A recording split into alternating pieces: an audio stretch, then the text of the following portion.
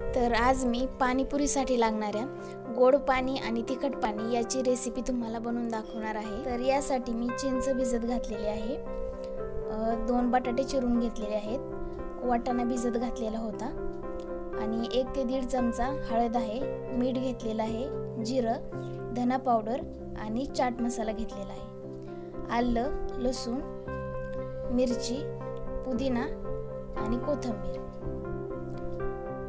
तर सगळ्यात अगोदर आपण कुकर मध्ये बटाटा आणि वाटाणा शिजत घालून घेणार आहोत।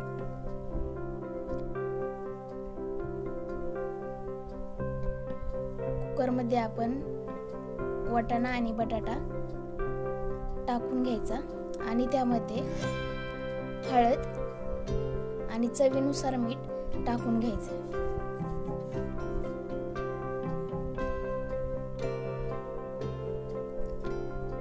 ते टाकल्यानंतर आपल्याला त्याच्यामध्ये 1 ग्लास पाणी ओतायचं आहे, पाणी टाकायचं आहे।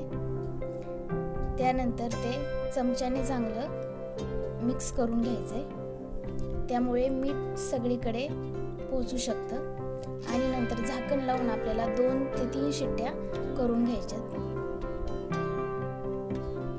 आता आपण पहिल्यांदा तिखट पाणी बनवणार आहोत। त्यासाठी मी मिक्सर मध्ये आलं, लसूण, 4 ते 5 मिरच्या घेतलेल्या आहेत आणि त्याच्यामध्ये जिरं, कोथिंबीर आणि पुदिना टाकून घ्यायचा आहे।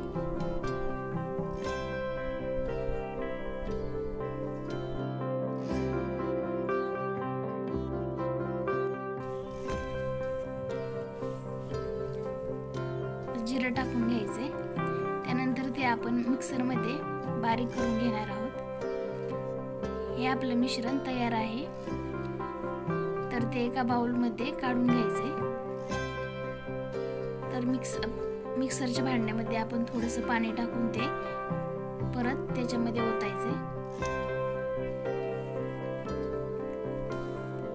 आणि आता आपल्याला त्यामध्ये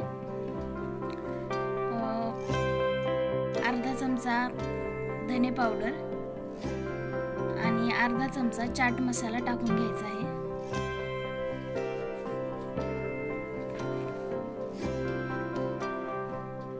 ते टाकून झाल्याच्या नंतर चमच्याच्या साहाय्याने ते चांगलं हलवून घ्यायचं।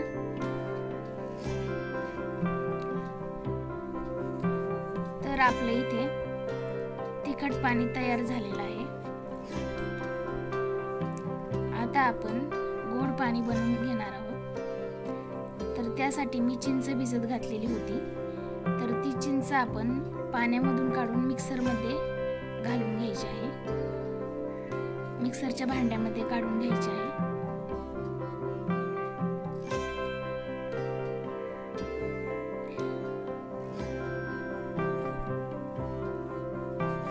आता आपली ते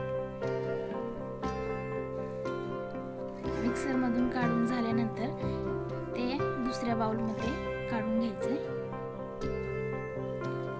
आणि आपण भिजत घातलेले जे पाणी होतं ते सुद्धा पाणी त्याच्यामध्ये टाकून घ्यायचं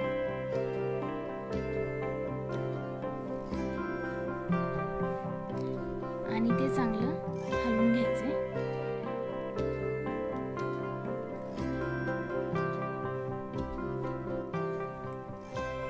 तर इथे आपलं बाजारात आपण जी पाणीपुरी खातो त्यासाठी जे पाणी वापरतात तिखट आणि गोड पाणी, तर तशाच प्रकारे हे पाणी तयार झालेलं आहे।